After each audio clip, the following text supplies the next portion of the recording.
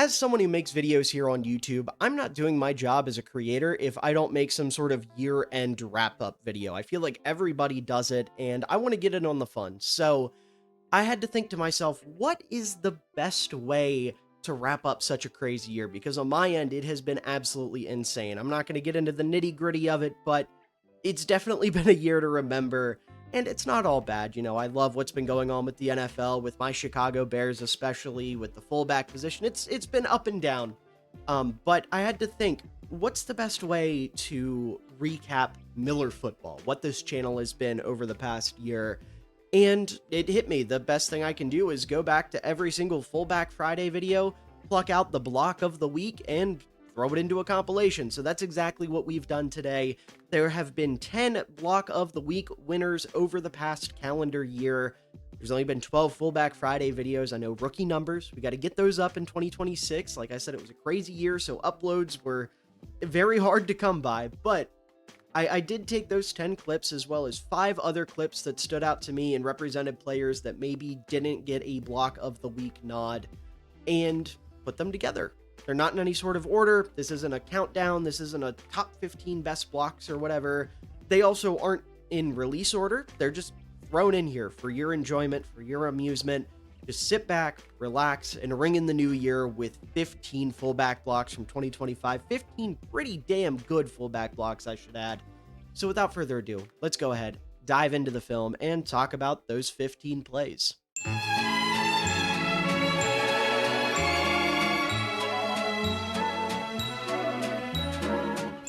Next play we're going to take a look at here is our block of the week for this video.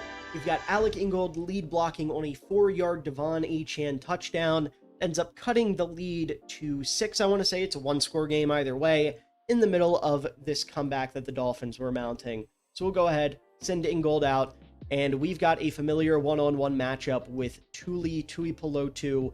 We've got to block him and make it so Achane has a lane to get to the outside here on this toss play.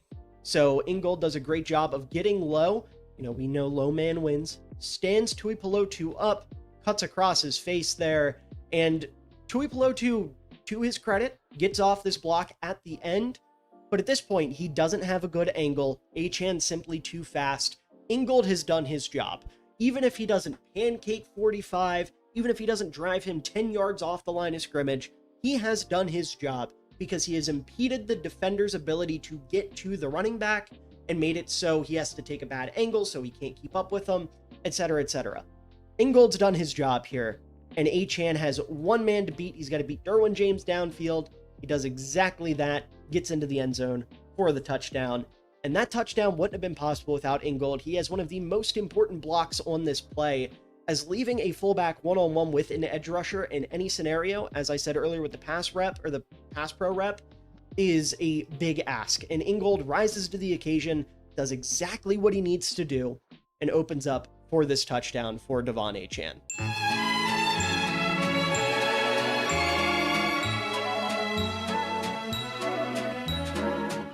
And the last play we're going to take a look at here is from a true jack of all trades. Earlier in the video, I said he's a quarterback, he's a tight end, he's a fullback, he's a receiver, he's a tailback, he's a little bit of everything. He even played a snap of center in college. The man himself, Tyler Warren, the rookie out of Penn State, who I have no problem saying, look, this guy, he might not be a fullback, but he can moonlight as one, right? He can absolutely moonlight as one. He's got the toughness, the intensity, the grit, the mentality, the strength, the blocking prowess.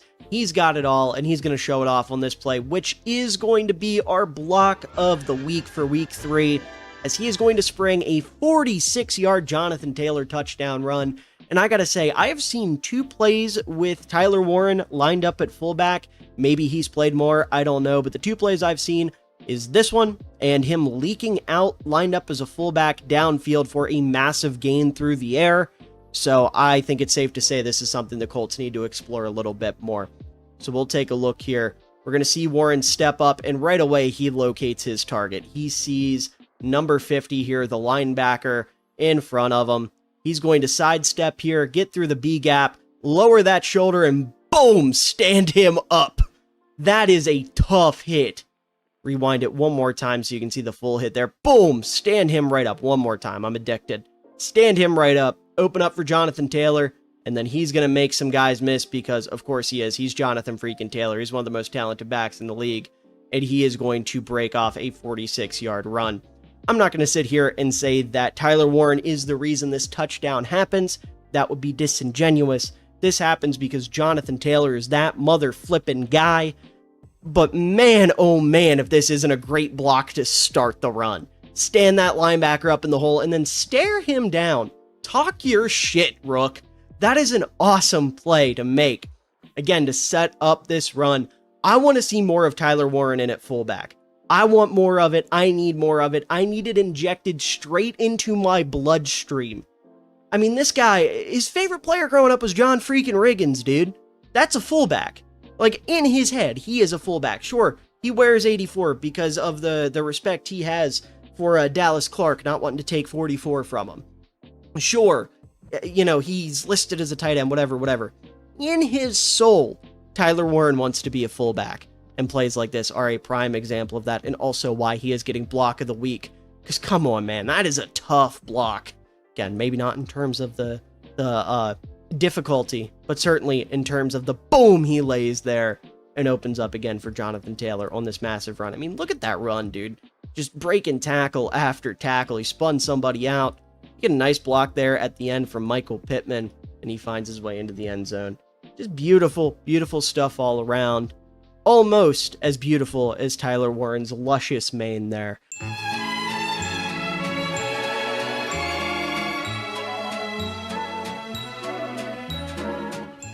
All right, the other Michael Burton play we're going to take a look at. We're down inside the red zone now. We've got Burton lined up a little bit offset to the right out of the eye. We've got some 22 personnel, 2 tight ends on the field.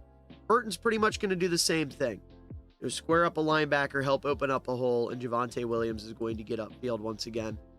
So taking a closer look at this play, Burton once again, he's aiming for that inside shoulder of 44. He wants to turn him out of the play. Burton, you know, we almost have like a matador against a raging bull here, where Burton's going to break down, 44 gets low, and slams himself into Burton's chest. We do not, you know, let that phase us, though, in Michael Burton land. Instead, he's going to stand up, hold his block. Javonte Williams is going to be able to get right by him, and he's going to slip upfield, get up to the third level. Eventually, Leo Chanel and Brian Cook are able to bring him down. And once again, Burton's the first guy over there to help up his teammate. Just does a fantastic job there of doing what he needs to. I love Michael Burton, man. You know, just a very fundamental, get the job done type of fullback. Not too flashy. Doesn't have to be. Knows he doesn't have to be. Super smart player. Really good understanding of angles and leverage and, you know, how to keep guys out of plays, how to turn guys out of plays. Just a really, really smart player. It's been really fun to watch, like I said, over the past decade or so. I think we're coming up on a decade for him. I'm pretty sure this was year 10. So shout out to him, man. That's crazy longevity for a fullback in today's day and age. And he's not showing any sort of signs of slowing down. Just continuing to ball out week in and week out. So, you know, Denver's got a good one.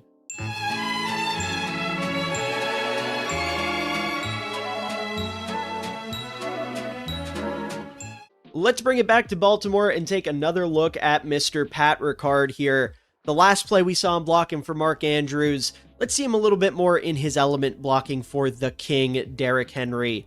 A pairing that I have made quite a few videos about, or at least talked about the two of them in quite a few videos. This is a tremendous block from Pat Ricard and is actually going to get him our Block of the Week award, as we are going to see a fullback go one-on-one with an edge rusher and completely pancake him for one of the most important blocks on this play. You'll see exactly what I mean in a moment. So he snapped this ball, and the entire Ravens offensive line is down blocking, which means Mr. Ricard lined up as your inline tight end here is matched up with Jermaine Johnson. He's going to do a great job of squaring up Johnson, and he's just going to take him out of the play. Derrick Henry runs right in behind where Pat Ricard once was, and that's a pancake, folks. He takes him all the way to the ground, wrestles him into the dirt, He says, move the fuck out of the way, the king is coming, and the king is able to get in right behind him. Just a tremendous block. Like, really not much to talk about on this one, because it's very straightforward. Just get your hands on him, move with the flow of the line, and put him in the dirt. But the importance, right? I mean, this is probably the most important block on the play. All blocks are important, but I mean, if we're talking about moving the guy out of the gap that the running back is going to run through, I think it would rank pretty high in the hierarchy for this play. And to not only execute it well, but to do it with a little bit of flash, a little pizzazz, put your man in the dirt, cinema. Just absolutely perfect. The kind of thing you expect when you're watching Mr. Pat Ricard, the 300-pound phenom. Just tremendous stuff. I mean, I could genuinely, we'll watch it one more time. I could sit here and watch this block all day. This is what football is about to me. Big guys putting defenders in the dirt and opening up for the running back. It's what I love to see. It's what the Bears just did against the Eagles. Going to harken back to that because I'm so happy with the Bears. But that was a great block by Pat Ricard, and certainly worthy of our block of the week. And of course, I'm sure the Ravens, and more specifically in this case, Derrick Henry, are very, very thankful to have him on their offense.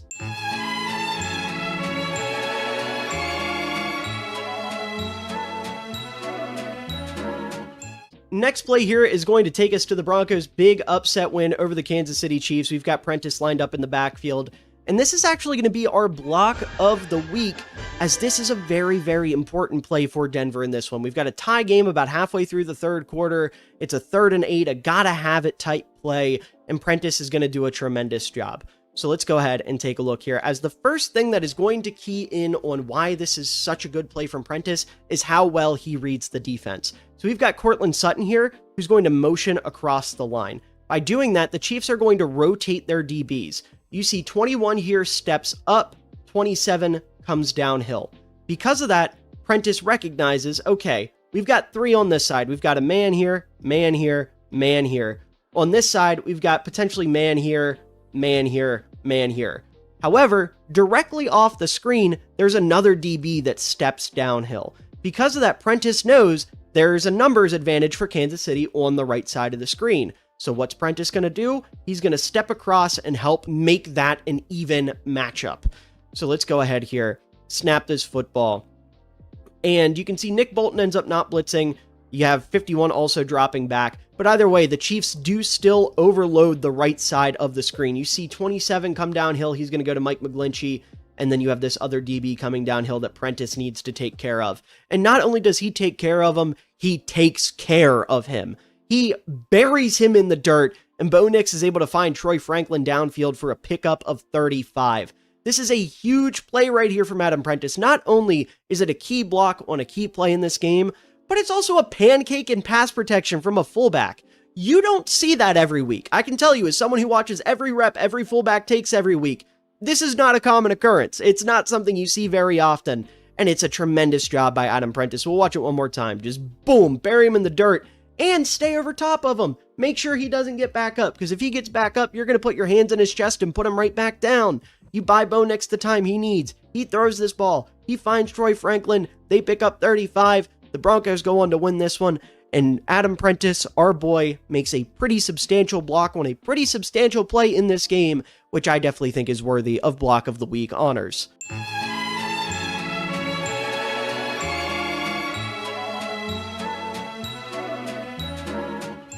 All right, next play, we've got Gilliam lined up in the eye right there in front of James Cook. This is going to be a really nice block on a run that's going to get the Bills inside the 10-yard line. See, he kicks out the linebacker, stuns him at the point of contact, and then James Cook is able to run through that hole, get himself upfield. And of course, Gilliam is the first guy there, or one of the first guys there to help him up. So, taking a closer look at the play, pretty simple. Gilliam has to pick up the edge rusher, or pick up the linebacker here, seal off the edge, and then James Cook wants to follow on through the hole that'll be made between Gilliam and Spencer Brown. And that is exactly what's going to happen. Gilliam hits the inside shoulder of the linebacker, Sternad. I've never been able to figure out how to say this guy's name. I know who he is. It's just a name I'm not used to, with all due respect. But either way, Gilliam hits the shoulder, spins him out, pops him at that point of contact. And then from there, he does a good job running ahead of the linebacker and kind of like keeping his arm off, walling him off just in case. You know, you want to play through the whistle as much as you can. You never know. Maybe that linebacker is going to try to get upfield and make a play from behind. Gilliam leaves no room for that to be a possibility.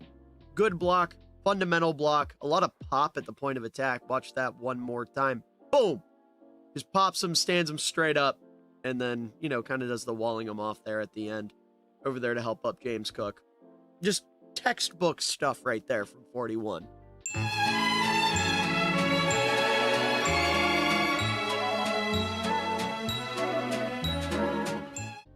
So if you're sitting wondering to yourself during the last two clips, Miller, who got the other first team All-Pro vote? It was CJ Ham. It was always going to be CJ Ham of the Minnesota Vikings. Got him lined up right here as an up back on this play. And this is going to be your block of the week. Get that out of the way now. The prestigious MillerFootball Fullback Friday on a Saturday block of the week. Just a really good job here by CJ Ham we'll take a look at. And this is getting block of the week, not only because it's a good play, but because of what it represents, which we'll go over towards the end of the clip here. So we'll go ahead, let this one play out. CJ Ham's going to square up Alex Anzalone, blocks him out of the play, and then Sam Darnold's going to be able to hit Justin Jefferson.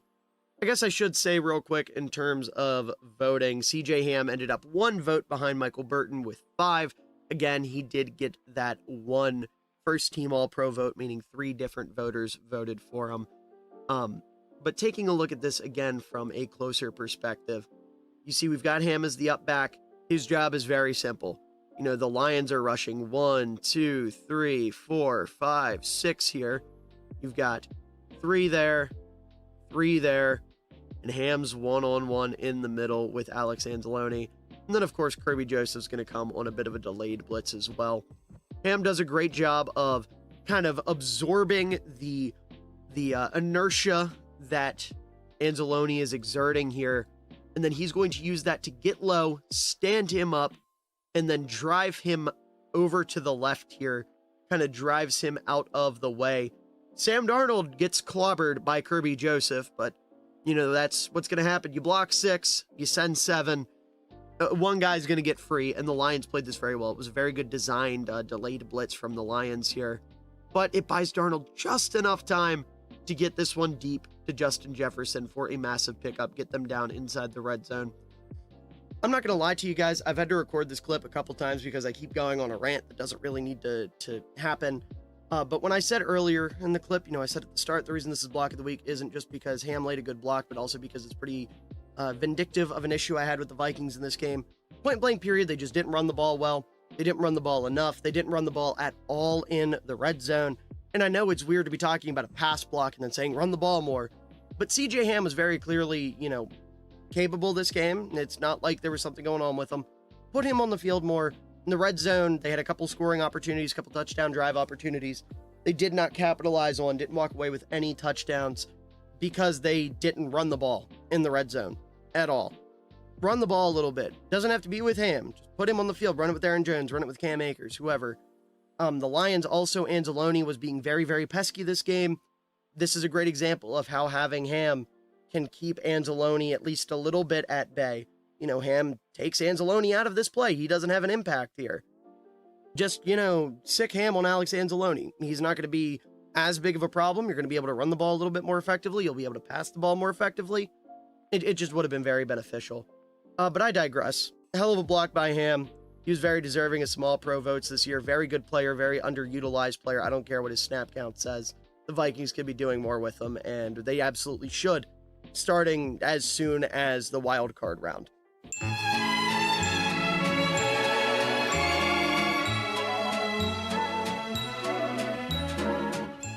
Moving now to a couple of primetime plays, we've got Jakob Johnson of the Houston Texans, who was called up from the practice squad for this game. Absolutely criminal, if you ask me. If I was the Texans, I'd be kicking myself for not having this guy on the 53, and he still isn't a part of the active 53, which is absolutely ridiculous. But he had a couple really nice plays for the Texans, including this one that if you've been watching these videos, you probably know I tend to hand out a Block of the Week award. I haven't done that yet. It's because we hadn't talked about this play that yet. This right here is your Block of the Week for week 2. And you're probably asking yourself, Miller, how could it be this play over Robbie Oots laying out 2 linebackers on the same play? And while you make a great point, and I love Robbie, and I love that play, I want to give a player that really has never gotten his flowers with this one, because this play, just to paint the scene, just under 6.5 minutes left in the fourth quarter, the Texans get a stop against a high-powered Buccaneers offense. They're down 4 points. They need to score. They need to get in the end zone. And Jakob's going to do something here that's going to set them up in Buccaneer territory, just open up for them to have a very successful drive after the fact. So I'm just going to let this play speak for itself here. As you see, Jakob's going to come hot off the edge, block the punt, and open up for the Texans. His teammate Watson there recovers it, and that sets up the Texans pretty at the Tampa Bay 35-yard line there. Taking a look at the play itself, it's pretty straightforward. You see the Texans are sending 4 on either side. Go ahead and arc everyone off here. What's going to end up happening is the up man 81 is going to come over and provide support on the left side of the screen, right side of the line.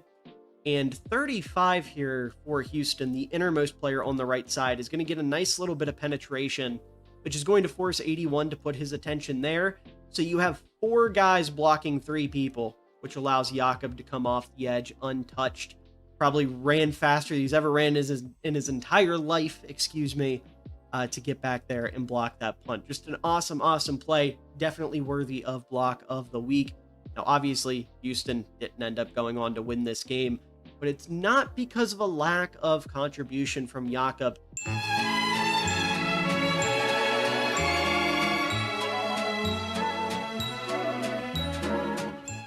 The other backup fullback we're taking a look at today is Cameron Latu of the Philadelphia Eagles. You see there wearing the number 36.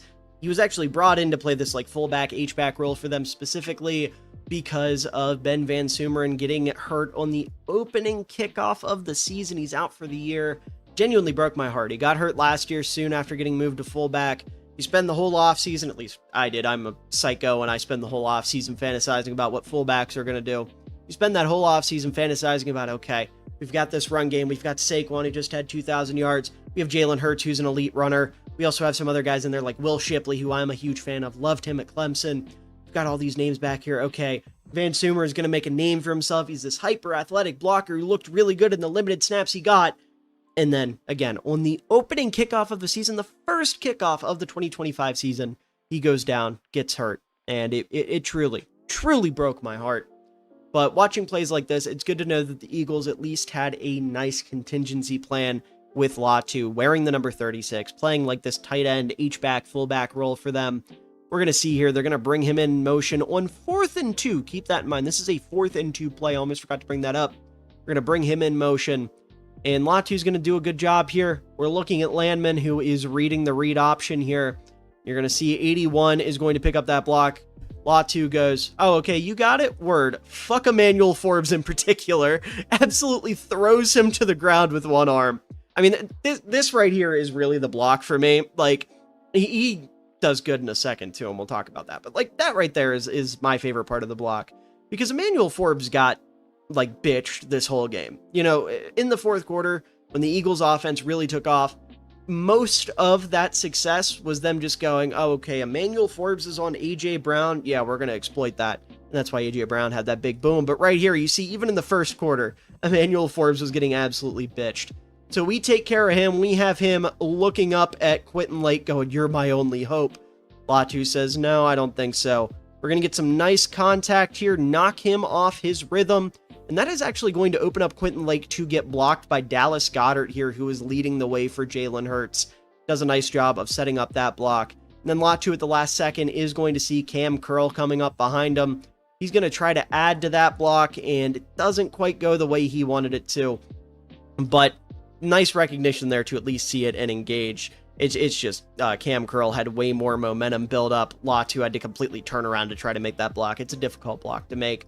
But to be able to toss Emmanuel Forbes the way he did, and then put Quentin Lake in a prime position to get blocked is a really nice job. Again, just fuck Emmanuel Forbes in particular.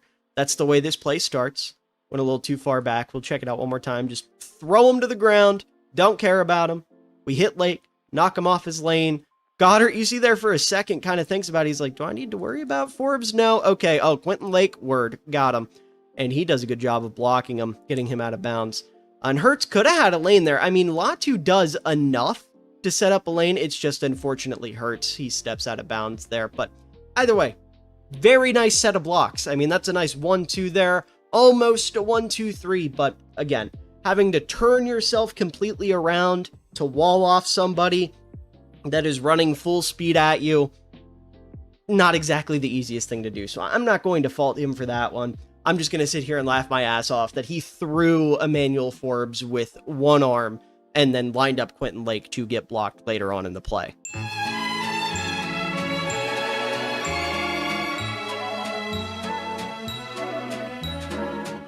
First guy on the agenda is Hunter Lipke of the Dallas Cowboys. Love talking about Lipke. And normally we don't do this early in the video, but we're going to be starting out with our block of the week for week 13. This is a great job by Hunter Lipke here, springing a very big touchdown. Got to remember, block of the week doesn't necessarily have to mean that it is a pancake block or some sort of crazy play. It just has to be an effective one. And in terms of importance this week, I don't think there was a more important block around the league, at least among fullbacks. So we'll go ahead and take a look at this one here. As Dallas needs a touchdown, right? They're trying to hang in this one with the Chiefs. They end up going to win it. And Lipke is going to lead Malik Davis through the hole. He's got to pick up Nick Bolton here. Very formidable opponent. So what's Lipke going to do? He recognizes that Bolton is sitting down in this gap to the left. There's a little bit of daylight here. So Lipke is going to hit this outside shoulder in an attempt to create a wall between Bolton and the running back. And he is going to do just that. We hit that outside shoulder. That creates just a little bit of daylight for Davis to spring through, and then he's off to the races. It's a great run after the block as well. Everybody's excited. You see Lipke's getting over there to celebrate with his boy. You gotta love to see it. I had a Cowboys fan when I posted this for my 25 days of fullback blocks, which if you're not keeping up with, you absolutely should. Every day leading up to Christmas, we've got a YouTube short where we're breaking down one block a day. I talked about this block on there already, and someone said it reminded him of Daryl Johnston blocking for Emmitt Smith. And you know what? I think Hunter Lipke would be very, very happy to get that comparison. I don't know that Malik Davis here is quite Emmitt Smith, but Lipke is a tremendous fullback, and this play was a tremendous effort to set up a big-time touchdown in a must-win game.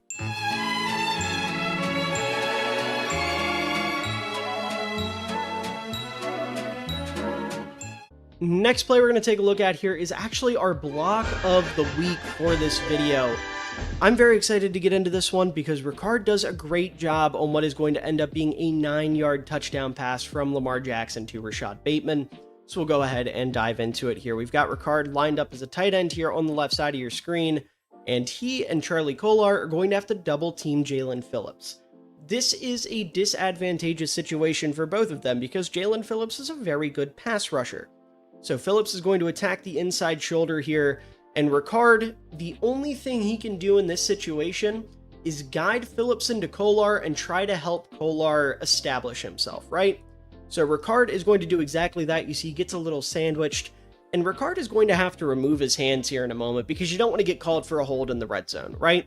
As of right now, he's encroaching on hold territory, so he's going to pull those hands away and think, all right, Charlie's got this. Charlie does not got this. He was in a very bad spot, given the way that Phillips attacked this play. So Kolar is starting to fall off of Phillips, and Phillips suddenly has a free lane to Lamar Jackson.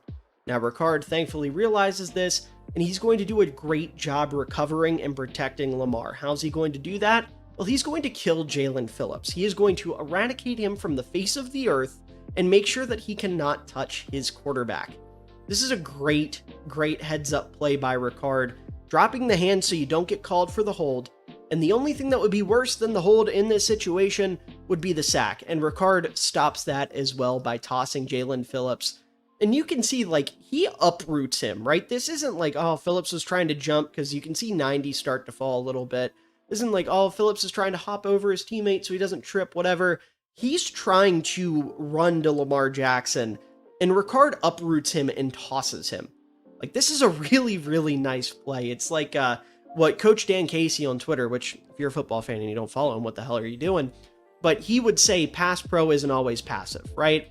And this is a prime example of this. This is an aggressive rep from Pat Ricard, and easily worthy of block of the week, because not only was the block impressive, but it sets up a touchdown, and that is always a great thing to have.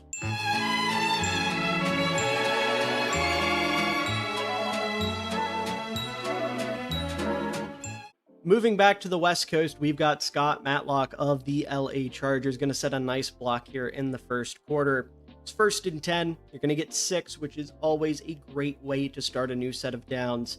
And Matlock is going to make it possible with some really nice awareness there to pick up the linebacker after not seeing anything and opening up for Najee Harris. So if you watch this channel, you know it's no secret. I'm a big Scott Matlock fan. I loved watching him last year when he made the switch from defensive tackle full-time to fullback. And this play is really impressive because he just doesn't have the experience that some of these other guys do. So you see Matlock, his job is just to find work, right? Once this ball is snapped, he's just looking for somebody to hit to make sure they can't get to the running back. And you see right away, he's going to make this step into traffic, and there's nothing there. What's he see out of the corner of his eye? Devin White. And he's going to do a great job of pivoting, collapsing on White, and pushing him into traffic. He ends up pancaking him there. You see at the end, trips him up over a teammate or two. And that's how you finish a block, man. That is just beautiful, beautiful football. He catches him and then takes him to the ground as Najee picks up 6. I could sit and watch this play all day. It's not an explosive play. It's not a crazy play, but I love the awareness from Matlock. I love the drive. I love the intensity. This is why you put him at fullback. This is why he made that transition. You know, I don't remember much of Matlock as a defensive tackle. I know he still gets in there from time to time. But I can't say I watch too much Scott Matlock tape before he made the transition. But plays like this are why he is much better suited as a fullback. He just wants to bury somebody, and he's going to get an opportunity to do that a hell of a lot more with Jim Harbaugh as, you know, the offense continues to thrive and grow. They've been running the ball well, and it is in no small part thanks to Matlock's contributions.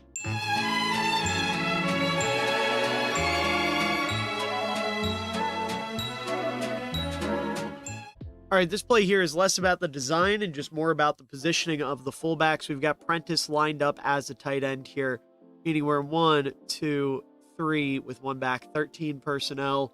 You see we've got Derek Carr sprinting off to the side, so it's going to be a wildcat play with Taysom Hill taking a direct snap. Just snap this ball, pretty self-explanatory. 33-yard rushing touchdown there. Hill's got to bounce off some tackles. Hell of a run. But from Kubiak's perspective, from the play design perspective, pretty straightforward. Tight end blocks down, tight end blocks down. That leaves Prentice one-on-one with 43. They're opening a lane for Hill to shoot out of, and they're going to do a great job. Tight ends do their job. Well, one of the tight ends does their job. 83 ends up getting manhandled there.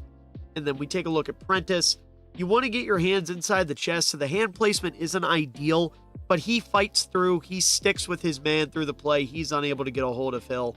And that's what matters at the end of the day. You know, you don't need the perfect form, perfect technique every play.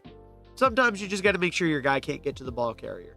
And Hill, like I said, is able to bounce off some tackles and shoot through for a 33-yard touchdown.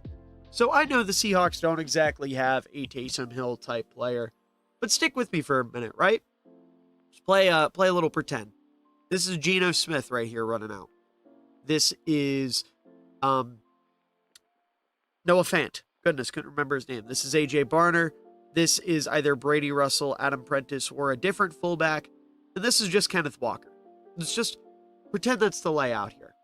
So just imagine next year, divisional game, direct snap to Ken Walker.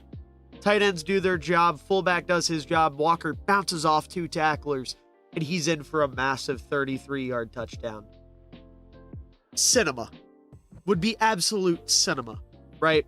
So just a simple play call here. But, you know, the main point here with the purposes of the video is just to show that Kubiak will line his fullbacks up at tight end.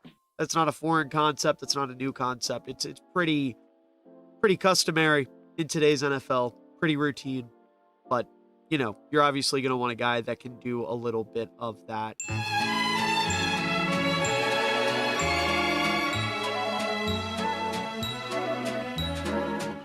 And of course, the final play we're going to take a look at today is Mr. Kyle Juszczyk. I think if you asked every NFL team, every coach more specifically, who they're most thankful for, I'd say Kyle Shanahan's answer would probably be 44. I mean, the things that this Niners offense is able to do with Juszczyk in the backfield, whether it's creating mismatches, forcing defenses into different personnels that they want, just creating advantageous situations for the offense in general. And that's not even including the fact that you can line him up at tight end, line him up out wide, hand him the ball, throw him the ball. He can do everything for you. He is the ultimate Swiss Army knife. He is, in my opinion, a Hall of Fame football player. Probably will take a while to get in if he ever gets in because the committee hates fullbacks. I mean, Lorenzo Neal isn't even in the Hall of Fame yet, for crying out loud. But, he is the modern fullback, right? He has revolutionized the position. He's been playing at a dominant level for a decade. He's just so good.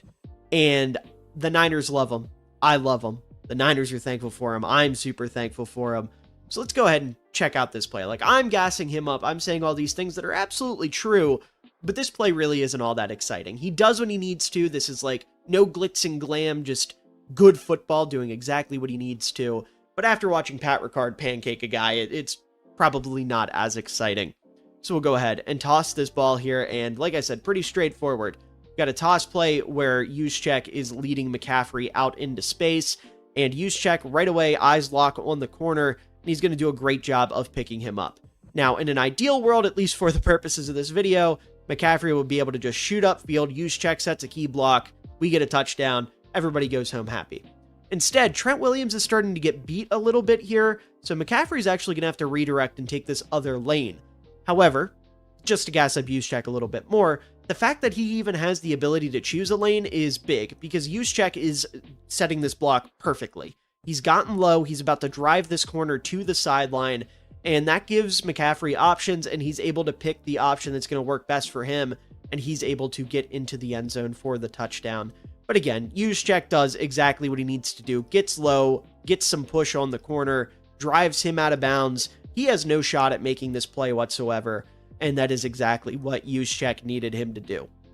Again, not the sexiest rep in the world, but hey, doesn't need to be. It's effective. It gets the job done. And at the end of the day, there are very few things that I'm more thankful for than a well-executed lead block, and Juszczyk just executed that one to perfection.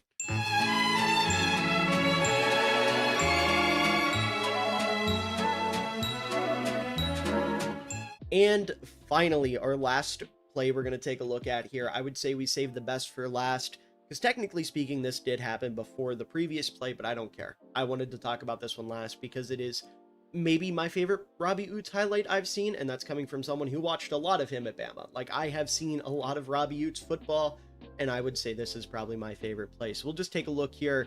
Drew Lock under center. We're going to move Oots, and he's going to pick up none other than Max Crosby, and that is going to allow George Holani to pick up a very nice 20-plus yard run. Now, what's so impressive about this play isn't just the fact that Robbie Oots goes toe-to-toe with Max Crosby and wins. It's the fact that he wasn't supposed to be blocking Crosby on this play.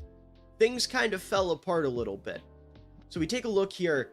This defensive tackle is creating problems because you're supposed to get a down block here, and then you're supposed to get the guard here picking up Max Crosby, and then Oots is just the lead blocker for Holani here, right? Instead, the guard here, who is their first round pick, Gray Zabel, he notices that this defensive tackle is penetrating and does the right thing by sealing him off. He does a great job getting his shoulder into the guy's side and sealing him off, but that does, unfortunately, leave Max Crosby completely unattended. So Robbie Oots recognizes this and pivots, and you're thinking, he's looking at Max Crosby like, you know what? Screw it. We're here. I'm doing this thing. So he does a great job of readjusting, setting his feet here, or I guess setting his feet here, I should say. I was a little bit ahead of myself. But either way, he sets his feet, gets his hands directly in the chest of Max Crosby. The hand placement here is impeccable. The technique is impeccable. and he does a really good job of getting his hands in there and then keeping stride for stride with Crosby and directing him into traffic, into a really nice crack block there from Eric Saubert on the edge. And that, ends up taking these 3 defenders out of the play, and that opens up George Holani for a very, very nice run. Just impeccable work by Robbie Oots here, adjusting on the fly, doing what he needs to do. Just awesome, awesome stuff here. And you can also point to this linebacker coming downhill, trying to meet the fullback in the hole. That pulls him out of the play too, because he's going to get caught in this big mess over here on the left side. So again, just the existence of Robbie Oots takes one defender out of the play, and then he is able to successfully block Max Crosby. You see Crosby's obviously going to try to chase him down, one of the highest motor players in the league, but it does not matter. Robbie Oots does not care. He won that rep. He did his job. Just beautiful, beautiful stuff, man. I can't get over the technique. I mean, he on the fly has to block Max Crosby and manages to get his hands directly in the chest of one of the better, not only edge defenders in the league, but one of the best run defenders in the league. Like, point blank period. Max Crosby is an incredible run defender. And Robbie Oots, I mean, you see the Crosby, his hand placement's terrible here because Oots won. He's got his hands up on the shoulder. They end up falling off from that contact. Crosby gets stood up straight, pushed into traffic, almost knocks his own teammate over. I mean, that is just an awesome, awesome job from Robbie Oots. I cannot sing this man's praises enough. I wish I had more to talk about. I'm sure we'll be talking about him again multiple times throughout the season. But anyways, folks, that is going to do it for this video. I hope you all enjoyed. If you did, please make sure to leave a like down below, as it does help out the channel a ton. It shows your support, it shows your care, and I really do appreciate it. Also, make sure to subscribe for more NFL content coming your way throughout the rest of the regular season, the postseason, and beyond. As I said at the top of the video, I really want 2026 to be a big year for this channel. I really want to lock in and work on some of the things that I've been meaning to make, so you definitely won't want to miss out on that, and there will definitely be more fullback content if that's what you're here for. And also make sure to let me know down in the comments below, what are your New Year's resolutions? What are you most excited about for the big 2026? Anything like that, definitely let me know down in the comments below. And with all that being said, I hope you all enjoyed, and I hope you all have a wonderful day, evening, night, afternoon, whatever time of day it is for you. I hope you enjoy it, because you're all wonderful people, and you truly do deserve it. Had a chance on the throwback. This was an ill-advised throw. What an unbelievable catch by Cole Kmet. And he cups it too. No movement when he hits the ground, tucked up against his shoulder. Wow. Using that